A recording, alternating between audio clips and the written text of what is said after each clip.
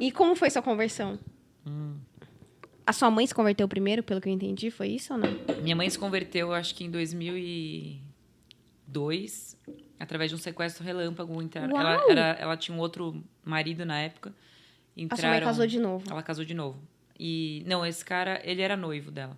Mas ela tava no carro, entraram 2 moleques atrás e ela ficou super nervosa. E ela não sabe de onde veio aquilo, assim, mas ela falou assim pros meninos, não importa o que tiver que acontecer, mas Deus vai cumprir o propósito dele nas nossas vidas. E ela nem era de Deus, assim, nem tinha um relacionamento com Deus. A gente sempre falou que a gente era católico, mas é católico, né? Não praticante.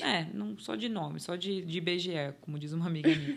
E aí, o que acontece? Apareceu um carro de polícia, parou o carro deles, e o policial perguntou assim pros meninos, o que eles são de vocês? Aí um dos meninos falou, são nossos tios. E qual que é o nome deles? Não sabia, deu voz de prisão e tal. Enfim, depois daquele dia, minha mãe falou, Deus, eu preciso agradecer a Deus por eu estar viva, Uau. enfim. E aí ela foi no centro espírita, ela foi na igreja católica e tal. E ela se converteu mesmo na igreja batista, do Morumbi. E desde então, ela virou ela se converteu através de um judeu messiânico, aliás. Não que se converteu através dele, mas ela aprendeu muito sobre a palavra com ele. Entendi. Um judeu que crê em Jesus, né? E aí, desde então, ela virou uma super crente de fazer grupo de oração em casa. E eu e meu irmão tava numa época de início de droga, né? Fumando maconha, cheirando lança, balada e tal. Então, chegar em casa e ver minha mãe no grupo de oração era... Um tédio. Era tipo... queria me fechar no meu quarto e ficar lá, né? Aí, o que aconteceu? Em 2005... Vocês tinham quantos anos? Eu tinha entre 15 e 16 e meu irmão, 18, 19, assim. Aí, em 2005, o meu irmão foi pego com uma quantidade de maconha aqui em São Paulo. É muito engraçado, eu tento contar meu testemunho, mas ele é que pra contar... Ele faz parte. Sempre relacionado com essas histórias, sabe? Sim, normal. E aí, meu irmão foi pego com maconha numa rua aqui em São Paulo. Foi pra delegacia, só que a maior quantidade dessa maconha era pra uma amiga minha, uma amiga de infância. E eu tava desesperada porque essa amiga ia viajar e eu precisava que ele entregasse pra ela a erva pra ela. E eu tava ansiosa, eu ligava pra ele, ele não atendia. Eu falei, cadê esse menino? E minha amiga me perguntando... Ele tava de carro? Tava de carro. O policial bateu na janela dele, revistou o carro, enfim. E aí, uma hora ele atendeu, ele falou, você não sabe o que aconteceu comigo? Eu falei, não, tô preso, tô na delegacia. A única coisa na hora que eu pensei é, o papai e a mamãe sabem de mim? Porque na cabeça da minha mãe, eu era santinha, eu era super sossegada e tal. Aí eu não lembro o que ele falou, mas aí minha prima me ligou e eu acho que ela me falou que meus pais sabiam. Aí eu falei, tô ferrada, meu mundo caiu, acabou pra mim. Tipo, meus pais nunca foram de droga, assim, nenhum nem outro, sabe? E eu fiquei muito mal, porque eu era daquela época de fingir pra minha mãe que eu era uma pessoa, só que eu era outra. Entendi. Sabe aquela vergonha de mãe que você sente? Sim, lógico. Ai, credo. E aí... Você quer sumir, né? Não. Sumir. Não, eu não sabia onde me enfiar. Aí deu meia-noite, sei lá, mó tarde, apareceram meu pai, minha mãe e meu irmão em casa. Minha mãe pegou a almofada, começou a bater em mim. Seu irmão teve que assinar? Então, na verdade, ele foi liberto lá por um milagre. O delegado Glória começou a falar em... Ele chegou na cela e estava escrito Jesus te amo, mãe te amo, e ele se arrependeu, sabe? Foi uma coisa muito forte que aconteceu com ele. Aí o delegado veio conversar em inglês com ele. Na aliança do delegado estava escrito Jesus. E o cara falou assim pra ele, olha, eu tô vendo a sua história aqui, você não é traficante, você só ia dar a maconha pra amiga da sua irmã. Então, quando a juíza for julgar o caso, a mulher que foi lá, que eu acho que era a juíza, que ia julgar, sei lá quem que ia julgar, a delegada. Não, ele era o delegado, era a juíza mesmo. Fala que você estava indo viajar sozinho, mente, né? Fala que você estava indo viajar sozinho e que a maconha era para você fumar durante a viagem. Senão você vai ser indiciado como traficante e vai assinar um 12. Assim, se você falar que você estava indo viajar, você vai assinar um 16. Verdade. E aí libertou ele lá, foi liberto da cadeia. Glória e só fez a Deus. 6 meses de trabalho voluntário. E aí, beleza, ele se arrependeu. Naquela noite ele chorou pra caramba. E eu não, eu fiquei lá defendendo maconha pro meu pai e pra minha mãe, passando mó vexame. Na época e eles queriam te arrebentar, não? Nossa, na época eu tinha um alargadorzinho aqui, minha mãe falou, você vai tirar esse negócio da orelha também e tal. Aí, beleza. Passou um tempo, uns meses, eu fiquei com remorso, não posso mais com remorso e tal, não sei o que. E aí, em 2005, a gente foi fazer uma viagem de carro pro Rio. Eu, minha mãe, uma amiga e o meu irmão.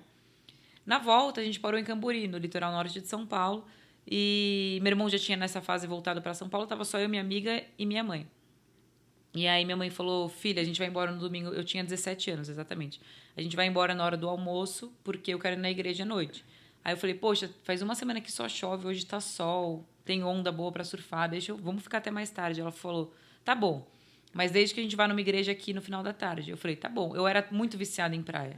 Qualquer coisa que me oferecesse pra ficar uma hora mais... Eu não sabia que você surfava. Sim. O Dani falou esses dias que ele surfou com você um dia inteiro. Você lembra disso? Ele falou, acho que a Bel não lembra. Ele ficou um dia inteiro surfando com você. Aonde? Qual praia? Nossa! Não, eu lembro do dia do In Time, mas eu não lembro de você na água. Não, eu lembro. Em Riviera, né? Não, foi em Bertioga mesmo. Acho que foi em Bertioga. Foi Riviera, acho que foi Riviera. Acho que foi Bertioga. É? Eu lembro, até que depois eu fui pra Camburi. Eu lembro... A gente trocou de prancha. Sério? Não, eu lembro de você. Eu lembro desse dia, mas eu não lembro de você na água. Não lembro. Mas que louco, né? Então, e aí ela falou, tá bom. Eu falei, tá bom, eu vou com você na igreja e tal. Eu era muito viciada em praia. Qualquer coisa que... Pra ficar um pouquinho a mais, eu ficaria. Eu era viciada mesmo, assim. Sim. Era uma doença na minha vida. Sua mãe assim. foi estratégica, hein? Ó, mãe, pega essas dicas aí, ó. Aí, à noite, a gente foi na Bola de Neve, depois de ter surfado. Ela foi no centro de Boiçucanga, perguntou onde que eu posso... Que igreja que tem culto aqui. Aí, indicaram pra ela a Bola de Neve. Ela falou, vamos lá. Chegou lá, eu não tava nem aí que tinha prancha. Isso nem mexeu comigo, sabe? E eu tava mal cansada. Surfei a noite, surfei o dia inteiro, sol na cabeça. Você nunca tinha entrado numa igreja? Nunca tinha entrado no... já tinha ido na Batista com ela, mas entrava e saía do mesmo jeito. Não, era só pra cumprir tabela, sabe? E aí, naquele culto, eu não prestei atenção em nada. Tava cansada, enfim. Só que aí, no final, o pastor Catalau começou a cantar, a tocar guitarra. E, nossa, não sei o que aconteceu, que eu não parava de chorar. Não parava de chorar. E ele falou, quem quiser aceitar Jesus, vem aqui na frente. Eu falei, nossa, mãe, eu vou. Uau. Aí, eu e a minha amiga fomos, a gente teve o mesmo sentimento. O mesmo encontro com Jesus naquele dia. Foi muito legal. Glória a Deus. E foi muito forte. Eu saí de lá em êxtase. Eu falava assim, o que tá acontecendo comigo? Eu nunca senti isso na minha vida. Eu tenho só 17 anos, parece que saiu uma tonelada.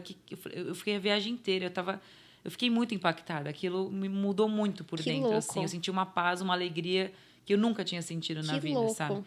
E eu fiquei 6 meses, um ano, assim, muito, muito radical com Deus, assim. Eu acordava a palavra... Você veio pro Bola daqui, daí. Aí Aí 15 dias depois, o meu irmão... A gente veio, aí voltou pra São Paulo naquele dia. E aí 15 dias depois aconteceu a mesma coisa com o meu irmão, só que aqui em São Paulo. Porque ele quase morreu no Guarujá com um tiro na cabeça. Meu Deus! E aí depois disso ele falou, chega, eu não aguento mais, vou pra Jesus. E também foi pra Jesus. Aí isso era 2005, começamos a frequentar o Bola de São Paulo. Só que eu ainda tinha muita coisa aqui dentro não resolvida no meu coração. E eu acho que eu não tinha maturidade ainda pra... Naturiaçu. Isso, Naturiaçu. Eu não tinha maturidade ainda pra abrir meu coração. Entendi. Pra falar das coisas que eu sentia. Então eu fui deixando. Eu amo Jesus. Só que o que aconteceu? Eu acho que quando a gente tem ainda sujeira aqui, que a gente não tira pra fora... Uma hora ou outra isso vai contaminar de novo. Fato. É como se fosse a sementinha que cai num terreno... Que não tá... Pedregoso. Não. Pedregoso. Acho que é pedregoso, tá estranho, mas... Pedregoso. Não, é pedra. Pedregoso. E aí, então eu acho que aquilo foi sufocando a sementinha, sabe, no meu coração. E aos poucos, eu não tinha maturidade para lidar com a minha mente, não tinha maturidade para lidar com os meus sentimentos de rejeição. Então, assim, eu era uma perdida ainda, só que eu estava dentro da igreja e tinha conhecido Jesus, sabe? Sim. E eu convivia muito com o pessoal da igreja, a gente ia pra praia todo final de semana, a gente alugou o chalé do Rina por um tempo. Legal. Lá na praia, a gente ia muito, todo final de semana para surfar. Foi um tempo muito especial, muito legal. Mas aí, em 2009, eu fui fazer um intercâmbio no Chile e tudo descambou lá. Quanto tempo? Fiquei 6 meses lá. E aí, no primeiro dia que eu cheguei no hostel, quando eu abri o freezer para colocar as minhas coisas, marihuana. Eu ia fazer tinha um fininho, assim, de marihuana. Eu falei, ai, Deus, não. Falei, bom, se tiver até amanhã, eu não vou resistir, eu vou fumar esse negócio. Aí, no dia seguinte, fui lá, fumei. Aí... Já era. Aí, acabou. Deu o dedinho, já era. Não, aí acabou. Não, e o pior é que nesse dia que eu fumei, né, fazia, sei lá, uns anos que eu não fumava. Eu cheguei na aula de inglês, na aula de espanhol que eu tava fazendo, e um amigo meu falou assim pra mim, Ó, Bel, você tá com um brilho... Um que morava comigo e fazia aula de inglês. Você tá com um brilho diferente hoje. Eu... Não é o de Jesus esse. Tenho certeza que não é de Jesus. Eu fiquei pensando, como que eu tô com esse brilho se não é Jesus? Mas por que a maconha me daria brilho? Eu acho que eu devia estar zen. Você deveria estar sorrindo. Eu devia estar tão zen. Ai, só que a gente é muito enganado, né? Porque, nossa, depois só foi desgraça, assim. Daí foi só desgraça. Aí muitas coisas vieram à tona lá na viagem. Nem fui na faculdade, eu ia pra praia. Tipo assim, Caracas. gastei o dinheiro do meu pai à toa, sabe? Foi ridículo. Bem mas coisa você fala de adolescente, espanhol? assim. Eu tinha 21 anos, mas... um jovem adulto, né? Muito nova. Eu falo espanhol, eu não falo... Eu falo bem. Eu entendo tudo, falo tudo, assim. E por que Chile? Porque na época, na minha faculdade, eu tinha ou pra Madrid, uns lugares da Europa, que era do quê? turismo. Que era super, super caro, super caro. E aí eu foi falei, vou pro da Chile. facu, que legal. E na época o Chile tava bom, né? Era um país legal, era tipo uma Europa aqui. Sim. Então eu falei, vou pra lá, dizem que é bem legal, é bonito, tem vários lugares legais pra ir. E lá eu convivi muito com francês também, tinha muito europeu que ia pro Chile, por incrível que pareça. Então fiz umas amizades com umas francesas, depois fui visitar elas, foi muito legal essa experiência. Mas enfim, voltei pra São Paulo, péssima, em depressão, porque aqui eu ia voltar a ter as minhas responsabilidades, etc. Sim, depois de 6 meses. Aí eu fui trabalhar num restaurante, no Ritz. Eu fiz turismo sem saber. Eu só gostava de viajar. E eu falei, vou fazer turismo porque eu gosto de viajar. Essa era a minha cabeça com 17 anos, né? Eu acho que ninguém tem que escolher faculdade assim, sabe? Eu acho que se precisar esperar uns anos pra escolher a certa. Ou se nem fazer faculdade também, mas, Sim. né? Enfim. Aí eu fui trabalhar num restaurante aqui em São Paulo. Aí eu fiquei firme na igreja de novo, mas sempre com aquela prisão. Eu tocava violão, ministrava às vezes na célula e... nada fluía, era pesado. Era muito, muito pesada a minha vida com Deus, assim. Depois eu tive aquela experiência muito forte, depois foi só trancos e barrancos, assim. Não era livre, sabe? Eu não me sentia livre. Sempre parecia que tinha alguma coisa prendendo na minha perna, meu braço. Não era uma pessoa livre ainda, feliz. E você conseguiu se abrir com alguém do que aconteceu no Chile, não? Aos poucos, eu fui me abrindo com as minhas amigas. O que estava acontecendo comigo. Isso foi sendo muito bom para mim, porque foi me libertando, né? Só que aí eu fui trabalhar nesse restaurante em São Paulo e aí eu descambei de novo, porque era muito jovem, muita gente que usava droga. Muita bebida, enfim. E aí eu me corrompi de novo. E aí foi pior, porque eu acabei me envolvendo com mulher, então pus pra fora, assim, umas coisas, né, profundas da alma. Sim. E isso foi bem emocionalmente falando, eu fiquei super mal, assim. Sim. E porque era como se eu depositasse na pessoa coisas que ela não podia me dar, sabe? Então eu idolatrava, eu tinha obsessão, ficava obcecada, sofria muito, assim. Era porque uma aquele angústia. buraco você precisava preencher com alguma coisa. Uma angústia constante, assim, constante. Caracas. E aí, Deus foi muito bom comigo, porque eu acho que eu tinha acabado de virar gerente nesse hotel. Eu era um trabalho legal, eu gostava, né? Se tudo tivesse... se deu super bem lá. Me dava super bem, eu gostava de trabalhar lá. Mas aí, Deus foi tão bom comigo que... nessa época, o que acontece? Eu trabalhava de quarta, domingo, e segunda, terça eu sempre estava na praia. A gente alugava casa em Camburi. Então eu ia pra praia de ônibus, todo domingo à tarde eu ia pra praia de ônibus. Então a igreja já virou... Nem tinha igreja mais. Sua rotina era outra. Era outra. Aí...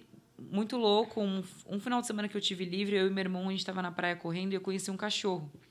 Isso é muito legal, porque os cachorros sempre estiveram presentes na minha vida. Que louco. E um cachorro lindo, era 6:00 da manhã, a gente foi correr na praia e a gente conheceu esse cachorro e ele começou a seguir a gente. Eu falei, e aí no dia seguinte também.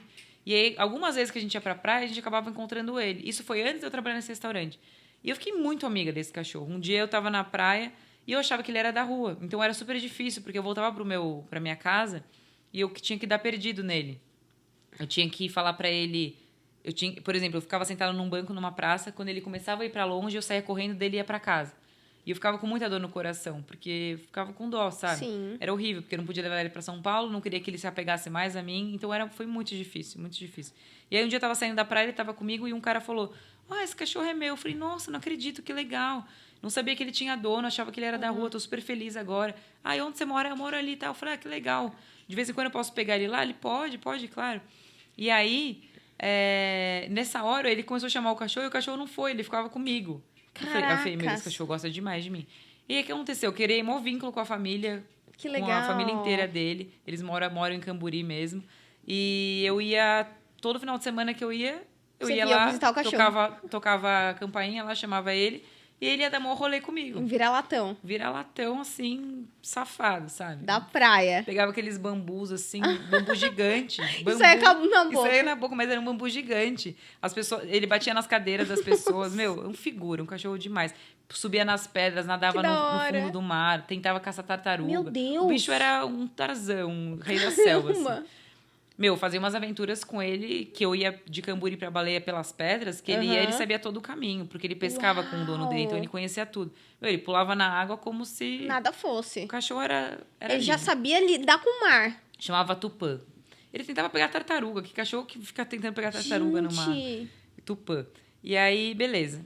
E um dia, de férias desse trabalho, eu fui visitar essas minhas amigas que moravam comigo no Chile, lá na França. Fiquei 10 dias lá.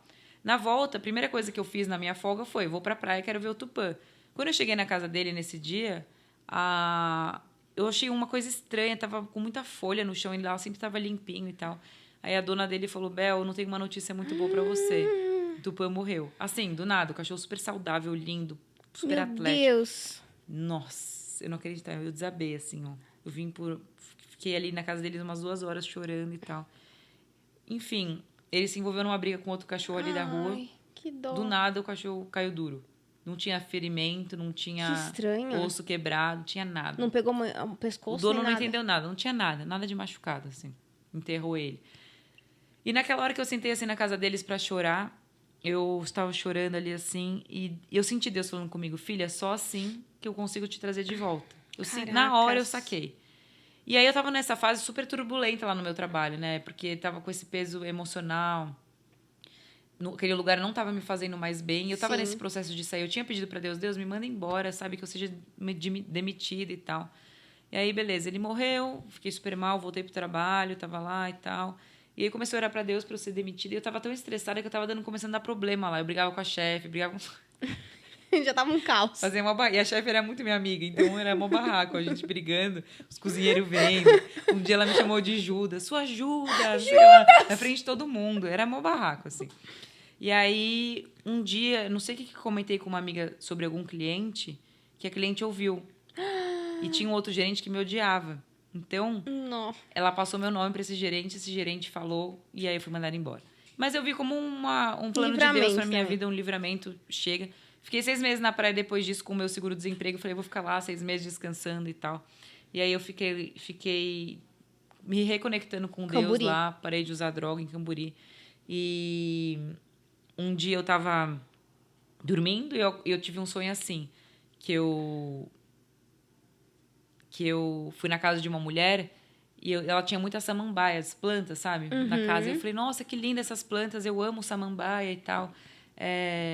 E beleza, foi só isso o sonho. No dia seguinte, quando eu acordei, eu fui surfar. Quando eu voltei, tinha uma moça que limpava a casa uma vez por semana. Quando eu voltei... Ela trouxe uma samambaia. Eu olhei no chuveiro que eu ia tomar uma ducha, tinha 3 samambaias embaixo do chuveiro. Aí eu falei, ô Cida, você sabe quem deixou essas plantas aqui? Bel, foi o Carlos, o jardineiro. Ele falou que era de presente pra você. 3 samambaias. Aí eu falei... Oxi. Aí eu senti a presença de Deus muito forte. Tipo, olha como Deus é um Deus mistério. De detalhes. Até hoje não. Eu guardei essas samambaias muito tempo em casa. Elas ficaram anos em casa. Lindas, lindas. E aí eu voltei pra Jesus.